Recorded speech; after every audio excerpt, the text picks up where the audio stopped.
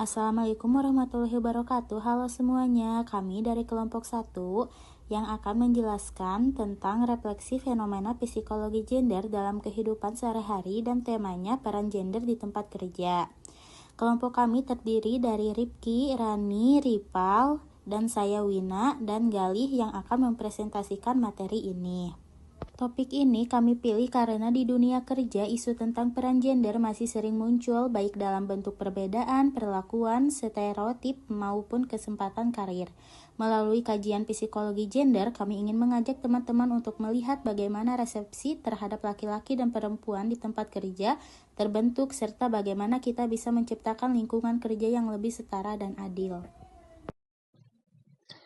Oke, baik. Terima kasih kepada teman saya Wina. Oke, di sini saya Rifki akan menjelaskan apa sih latar belakang.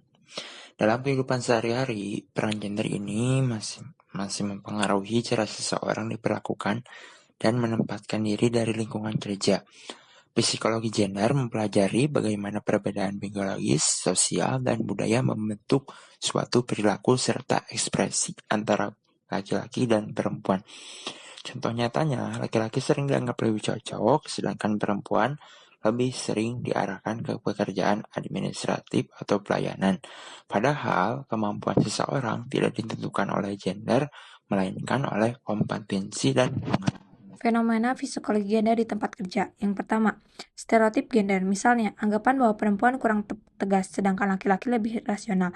Akibatnya, perempuan sering mendapat hambatan saat promosi jabatan. Yang kedua, ketimpangan peran dan kesempatan. Perempuan sering menghadapi glass ceiling, yaitu batas tidak terlihat yang menghambat karir mereka naik ke posisi tinggi. Yang ketiga, perbedaan persepsi terhadap kinerja. Laki-laki dinilai berdasarkan potensi, sementara perempuan dinilai dari hasil nyata atau double standar. Yang keempat, pembagian tugas yang bias gender.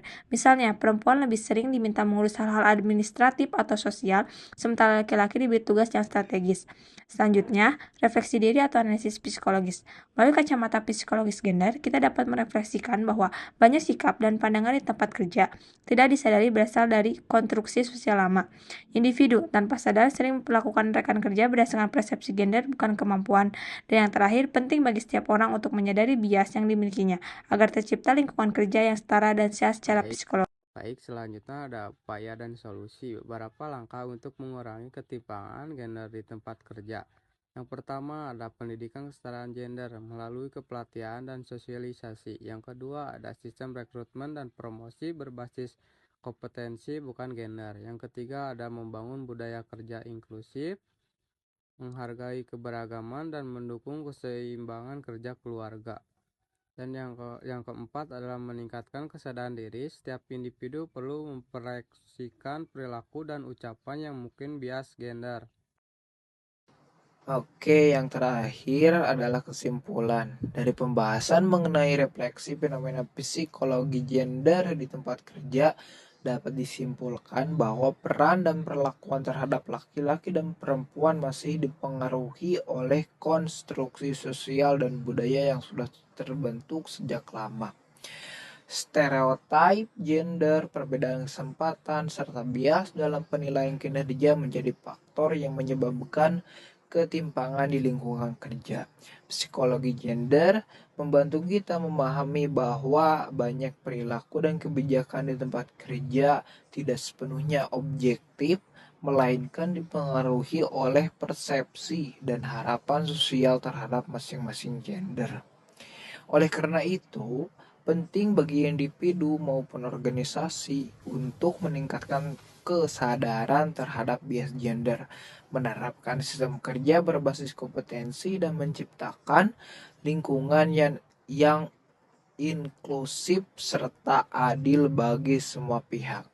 Kesetaraan gender bukan berarti menyamakan peran laki-laki dan perempuan dalam segala hal, melainkan memberikan kesempatan yang sama untuk berkembang, berprestasi, dan dihargai tanpa melihat jenis kelamin. Dengan begitu, tempat kerja dapat menjadi ruang yang lebih produktif, harmonis, dan sehat secara psikologis bagi semua orang. Baik, untuk kelompok 3 cukup sekian. Terima kasih.